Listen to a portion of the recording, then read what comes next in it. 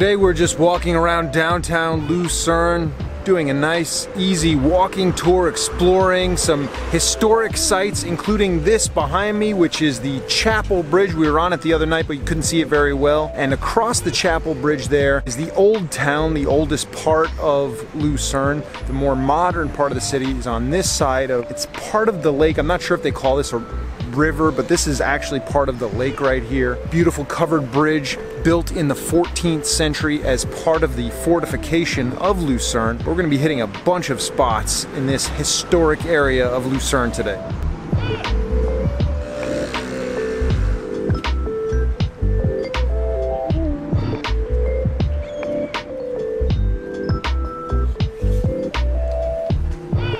So it's pretty overcast today, moving into winter.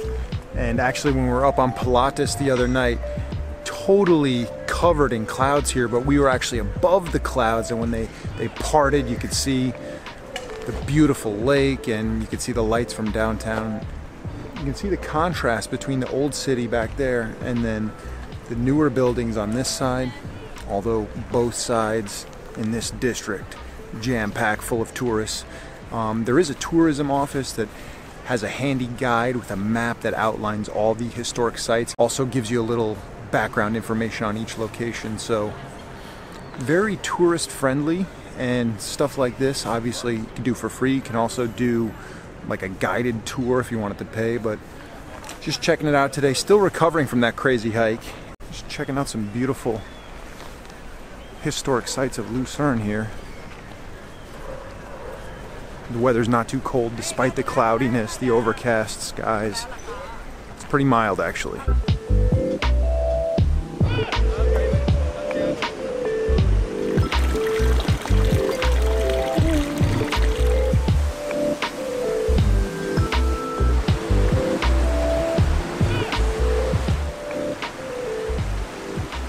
So next up we've come to the Spurebrücke, probably not pronouncing that right, or Spur Bridge. This is the oldest timber bridge in Switzerland right here, and it features paintings on the inside of it of the Dance of Death or the Death Macabre. And above that you can see one of the towers of the Museg Wall. There's 9 towers of this fortified wall that was built, and you can actually go to the top of 4 of those towers between April and November, so we might end up doing that today.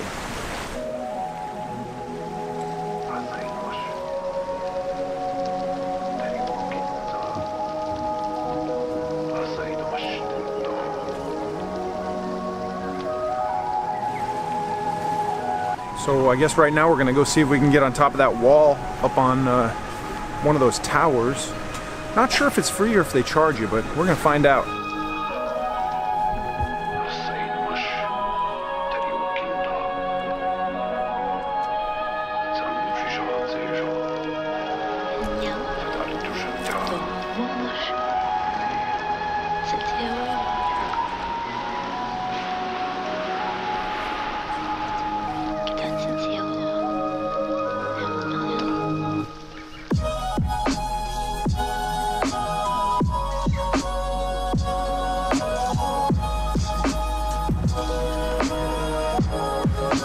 Well, I guess it's free.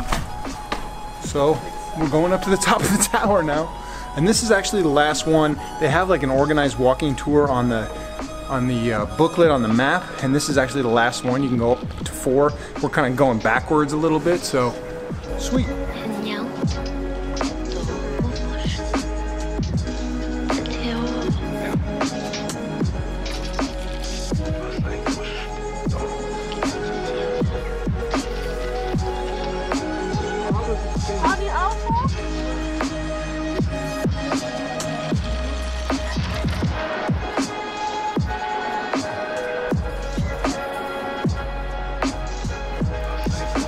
So the Museg Wall, pretty awesome. Like I said, there's 4 towers you can go to the top of, open between April 1st and November. Looks like it's free. So even with the overcast skies, pretty cloudy, you can have a nice view of the city. Although when the skies are clear, obviously you can see the mountains, like Mount Pilatus, what we were on the other day. this is pretty cool. I keep reading that this was part of the fortifications of Lucerne, so I'm learning that they like to fortify a lot. They like to fortify, like even in Pilatus, there's kind of like missile tubes or gun barrel tubes like in the side of the mountain. Apparently a lot of military bases are inside these mountains, deep inside. So they definitely like to fortify, even though they're usually neutral in most conflicts. So it's good to just hunker down, let everyone else fight it out, and we're fortified.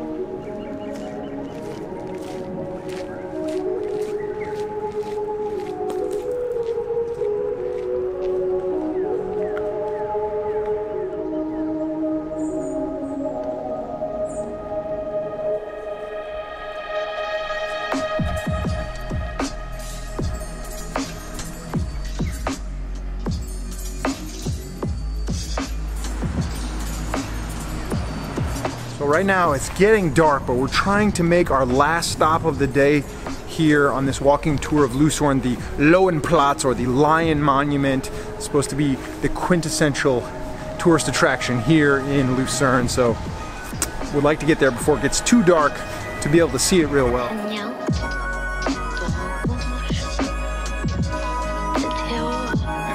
This is the Dying Lion of Lucerne, one of the most famous monuments in the world. It commemorates Swiss soldiers who were basically mercenaries who died protecting the palace during the French Revolution.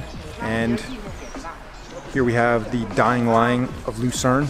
It's a popular attraction, and it looks like they're actually working on some improvements here, because all this area is under construction. You can see a nice reflecting pool and this amazing lion carved out of this solid granite rock face here. Absolutely stunning.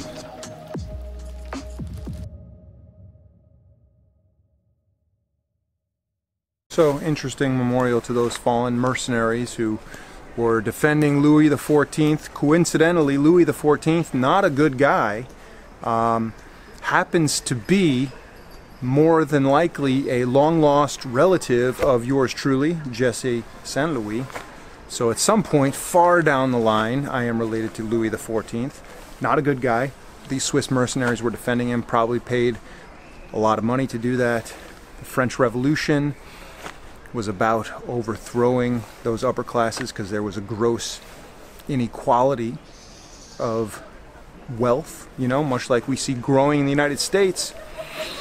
So sad that these people had to die, but it's sadder that the wealthy can't treat the lower classes better, in my opinion, because it's been going on for thousands of years that same way, and people continue to die. Usually people from the lower classes continue to die supporting the wealthy. You can see it's a pretty touristy part of town here, so as you come to these tourist attractions, be prepared to get swallowed up by the masses. I think that's it for the walking tour of Lucerne today. It's getting pretty dark, and plenty. Show my lip. Yeah, show her lip. She's a trooper. She survived. She got a collagen injection with a dirty needle. That's what happens when a rock smashes you in the face in Switzerland. Anyway, plenty more coming. Get out there, find your adventure, and be infamous. The historic sites gives you. It's getting too dark. So this is infamous.